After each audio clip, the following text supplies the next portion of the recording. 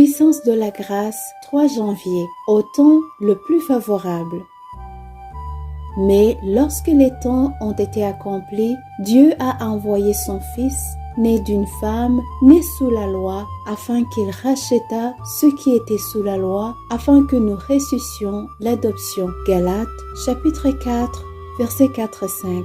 L'heure de la venue du Christ avait été décidée dans le conseil céleste. Et quand la grande horloge des siècles marqua l'heure indiquée, Jésus naquit à Bethléem. La Providence avait dirigé les mouvements des nations, les vagues, des impulsions et des influences humaines, si bien que le monde était mûr pour l'apparition du Libérateur. La duperie du péché avait atteint son comble. Tous les moyens susceptibles de pervertir les âmes humaines étaient à l'œuvre.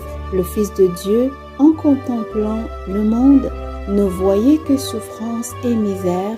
Sa pitié fut émue, car il vit avec quelle cruauté Satan traitait ses victimes. Il considéra avec compassion ceux que l'on corrompait, assassinait et perdait. Il était prouvé aux yeux de l'univers que l'humanité ne pouvait se relever sans Dieu. Un nouvel élément de vie et de puissance devait être communiqué par celui qui a créé le monde. Les habitants des mondes non déchus regardaient avec un intérêt intense pour voir si Jéhovah n'allait pas se lever pour anéantir les habitants de la terre. Or, voici qu'au lieu de détruire le monde, Dieu envoya son Fils pour le sauver. Au moment critique où Satan paraissait sur le point de triompher, le Fils de Dieu vint chargé du message de la grâce divine. À chaque siècle, à chaque heure, l'amour de Dieu s'était manifesté envers la race déchue.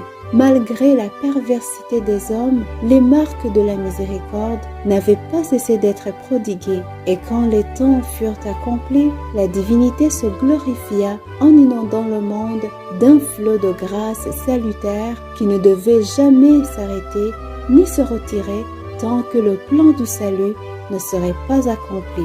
Satan était ravi, pensant qu'il avait réussi à avilir l'image de Dieu en l'homme.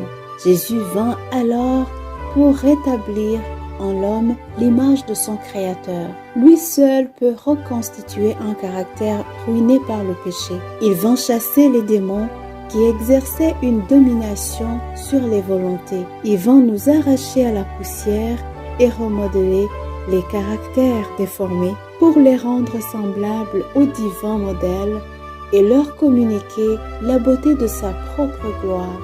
La grâce de Dieu dans mon cœur, une aide sûre pour vivre avec lui.